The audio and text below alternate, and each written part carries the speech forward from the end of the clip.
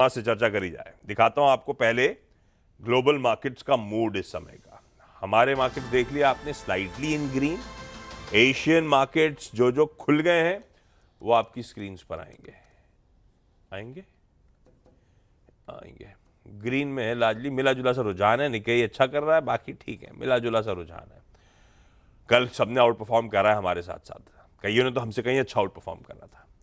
Flip करिएगा plate US के market. जब हम कल क्लोज हो रहे थे, यूएस के फ्यूचर्स, मैंने कहा था कल यूएस फ्यूचर्स एशिया बढ़िया कर रहा था। यूएस के फ्यूचर्स कल ½ % से 3/4% बढ़त के साथ कामकाज कर रहे थे जब हम 3:30 बजे क्लोज कर रहे थे। एक्चुअल सेशन लेकिन वैसा नहीं था। ½ से 3/4% डाइजेस्ट करके गए तो उसके सामने डाउ फ्लैट है और बाकी आपकी स्क्रीन पर है। आज सुबह फ्लैट है एकदम यूएस के फ्यूचर्स। तो हैंड ओवर तो फिर मिला जुला है, पर डेवलपमेंट्स कई सारे इंटरेस्टिंग हैं। सुबह पता चला कि ट्रम्प साहब ने ऐसा कुछ कहा। पहले सबसे पहले आधा ट्रुथ सोशल पे गया, उसमें तो आजकल सीनेटर्स की तारीफ में लगे रहते हैं बिजी, एक, तो उसमें तो दिखा नहीं। फिर सोशल मीडिया टीम ढूंढ के लाई ये खबर कहाँ से आई, तब पता चला वो कि एक प्रेस कॉन्फ्रेंस। भाई हरमाज से समझते हैं सारी कहानी क्या है और ग्लोबल डेवलपमेंट्स है कैसे। हरमाज, गुड मॉर्निंग। गुड मॉर्निंग आशीष। रिपोर्टर से ही बातचीत कर रहे थे डोनाल्ड ट्रंप, और जहां पर उन्होंने भारत से जो रूस से तेल खरीदते हैं उस पर उन्होंने काफ़ी सारे बयान दिए, और वहां पर उन्होंने ये कहा कि प्रधानमंत्री मोदी ने उन्हें आश्वस्त किया है कि भारत रूस से तेल नहीं खरीदेगा।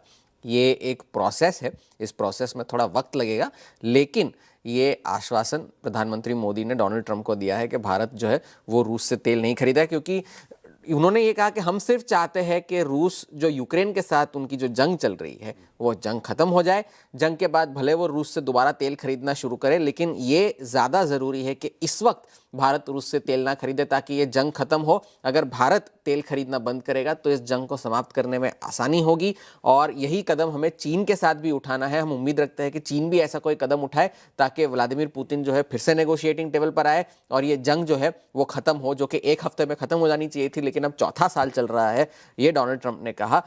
लेकिन भारतीय एडमिनिस्ट्रेशन की तरफ से इस बातचीत को लेकर के कोई आधिकारिक पुष्टि नहीं हुई है अभी तक।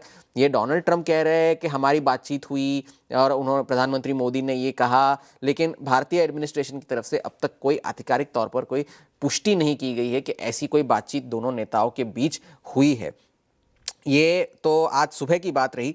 बाजार को अगर हम देखें तो बाजार में वॉलेटिलिटी जारी है। भले ही आप देखें कि डाउ जोन्स एक वक्त पर तो कल 450 अंक ऊपर था, फिर लाल निशान में जाकर बंद हुआ। S&P 500, नैस्डैक भले हरे निशान में बंद हुए हो, लेकिन वो भी अपने दिन के ऊपरी स्तरों से गिरकर ही बंद हुए हैं। और बावजूद इसके कि बैंकों के नतीजे जो है वो अच्छे रहे हैं, जो लगभग सभी बैंकों के। कल भी मॉर्गन स्टैनली और बैंक ऑफ अमेरिका के नतीजे आए जो अनुमान से बेहतर थे। दोनों स्टॉक्स 5-5% चलकर बंद हुए। मॉर्गन स्टैनली ने तो अपने प्रोविजंस फॉर लोन लॉसेज में 0 फिगर दिखाया है कि उन्होंने कोई प्रोविजनिंग की नहीं है लोन लॉसेज के लिए इस साल, इस तिमाही में। बाकी सारे नतीजे भी ठीक ही थे। ASML जो चिप्स बनाती है, उन्होंने भी कहा कि भाई चिप मेकिंग मशीन्स की मांग जो है वो काफ़ी अच्छी चल रही है, वो भी शेयर बढ़कर बंद हुआ।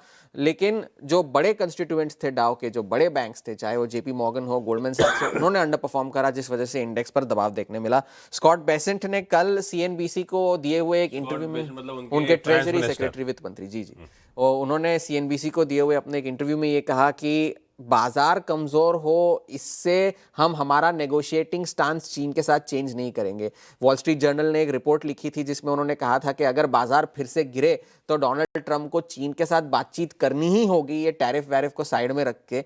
जिसपे US के कैबिनेट सेक्रेटरी ने भी कहा है कि डोनाल्ड ट्रंप, जो वॉल स्ट्रीट जर्नल है, वो चाइनीज़ कम्युनिस्ट पार्टी से डिक्टेशन लेकर अपने स्टोरीज लिख रहे हैं, जबकि इस जवाब में वॉल स्ट्रीट जर्नल ने ये कहा है कि हम हमारे रिपोर्टिंग पर कायम है और हम किसी से डिक्टेशन नहीं लेते और हम हाईएस्ट स्टैंडर्ड्स ऑफ जर्नलिज्म को फॉलो करते हैं। और इसी टैरिफ रिलेटेड अनसर्टेनिटीज़ की वजह से जो नए गवर्नर है फेड के, स्टीफन मिरान, उन्होंने ये कहा है कि भाई अब तो फेड को और ज़्यादा तेज़ी से ब्याज दरों में कटौती करनी चाहिए, क्योंकि ये अनिश्चितता बढ़ गई है, शटडाउन चल रहा है। तो इस अनिश्चितता की वजह से अर्थव्यवस्था पर क्या असर पड़ेगा, इस बात का कोई समाधान नहीं है। और समाधान तो शटडाउन का भी नहीं है, क्योंकि अब तक कोई बातचीत नहीं हुई है। व्हाइट हाउस के बजट डायरेक्टर रसल वॉट ने कहा है कि जो 4000 कर्मचारियों की छटनी की गई है, उसके बाद से तो ये आंकड़ा बढ़कर 10,000 भी हो सकता है। लेकिन तुरंत ही एक फेडरल कोर्ट ने इस फैसले पर रोक लगा दी कि अब आगे चल के किसी भी फेडरल वर्कर को फायर नहीं किया जाएगा, बर्खास्त नहीं किया जाएगा। ये एक टेम्पररी मेजर है, ये सुप्रीम कोर्ट में आने वाली बड़ी कोर्ट्स में जा सकता है, तो ये कोई फाइनल ऑर्डर नहीं है। और डोनाल्ड ट्रंप और पेंटागन ने ये कहा है कि जो ट्रूप्स, जो कि सैन्य कर्मचारी है, उन्हें कल जो पेमेंट्स मिलनी थी वो उन्हें मिल गई है।